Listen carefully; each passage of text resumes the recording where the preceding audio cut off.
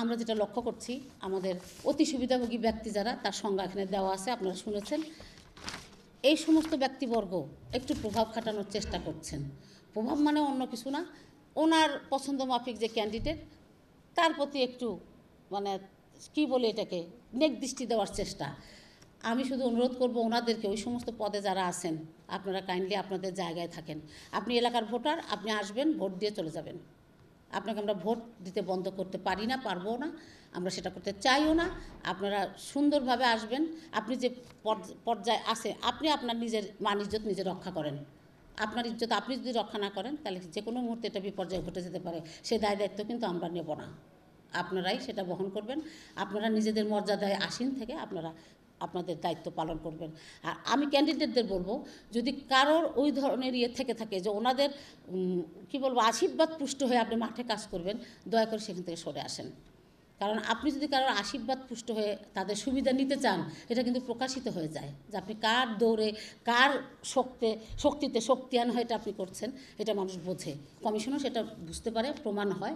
এরকম যদি অবস্থা দাঁড়ায়, ক্ষতি কিন্তু ওই সুবিধাভোগী গুরুত্বপূর্ণ ব্যক্তির হবে না, ক্ষতি কিন্তু আপনার হবে। কারণ আপনি তার সুবিধা নেবেন আর আপনি তার আইনানুগ ব্যবস্থাপনার দায় নেবেন না, তা কিন্তু হবে না। আমরা এরকম টের পেলে আমরা একদম সোজা ক্যান্ডিডেট হচ্ছে বাতিল করে দেব। আপনি তখন ইলেকশনটা কীভাবে করবেন করেন।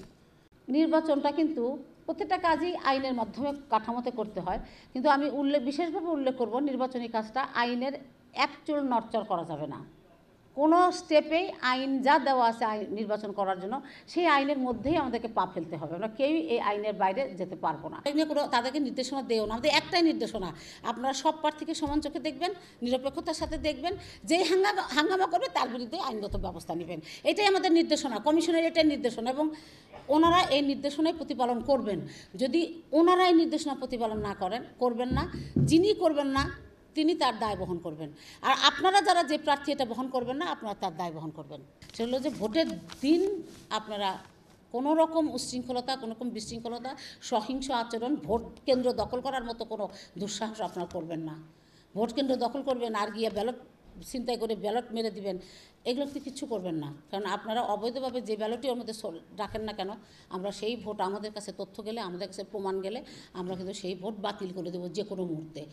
আর যদি অসদাচরণমূলক কোনো আচরণ করেন, আচরণী বিধি ভঙ্গ করেন, আমরা জাস্ট ইলেকশনের মুহূর্তেও আপনাদের প্রার্থিতা বাতিল করে দেব।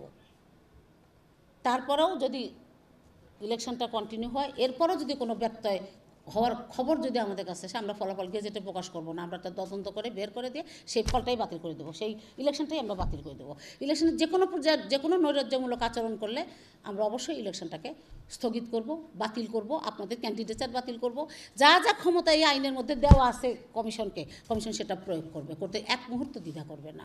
এই নির্বাচনে